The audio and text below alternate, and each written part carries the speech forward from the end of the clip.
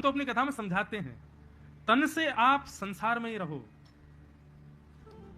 हमारे यहां मन की उपस्थिति, मन की अटेंडेंस को ज्यादा प्रायोरिटी दी जाती है।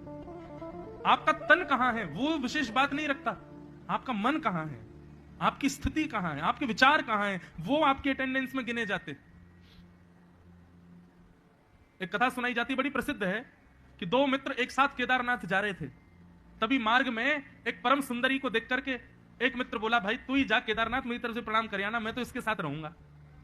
मन तो दूसरे का भी हुआ कि मैं भी इसके संग ही रहूं, लेकिन उसने सोचा नहीं नहीं, अब जब ये बेड़ा उठाया केदारनाथ जाने का तो चले ही जाते हैं। तो एक मित्र तो सुंदर युवती के साथ वापस लौट गया, लेकिन एक मित्र केदारनाथ गया। दोनों की स्थिति क्या है? जो सुंदर युवती के साथ गया था, थोड़ी देर उससे चर्चा विचार करने के बाद में उसका मन भर गया, और जैसे मन भर गया तो सोचने लगा, इससे अच्छा तो मैं भी केदारनाथ चला जाता। केदारनाथ जाता, हिमालय के पर्वतों के बीच में महादेव का अभिषेक करता, त्रिपुंड लगाता, ध्यान लगाता, ओम नमः शिवाय का जाप करता, कितना आनंद आता। अभी इसके चक्कर में मैंने क्या यात्रा छोड़ दी अपनी। लेकिन जो केदारनाथ पहुंचा था, उसकी स्थिति क्या? ठंड की वजह से उसके हाथ कांप रहे थे, पैर कांप रहे थे, शंकर जी पर जल चढ़ा रहा था, मन में सोच रहा था, इससे बढ़िया तो मैं वहीं रुक जाता, वहीं उस सुंदरी के साथ में चर्चाएं करता। मैं काय को चला आया, मुझसे ज्यादा सुखी तो मेरा मित्र है, बढ़िया हुआ नहीं आया, इतनी सर्दी में कुकुड़ गए यहाँ पे आकर के, इससे बढ़िया तो मैं वहीं रहता।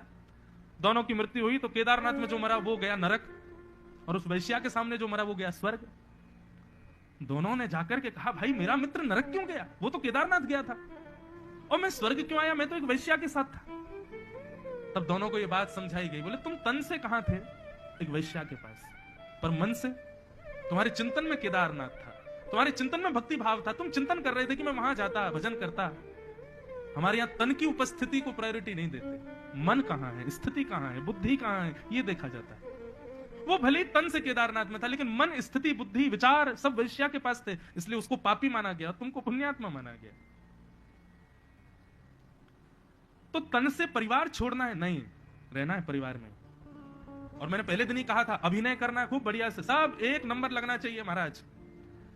आप जैसा सांसारी दिखे ही नहीं कोई, लेकिन अंतर्निष्ठ भक्त हो जाओ, अंतरंग भक्ति को प्रारंभ कर दो, दिखे ना किसी को, ऐसी भक्ति करो।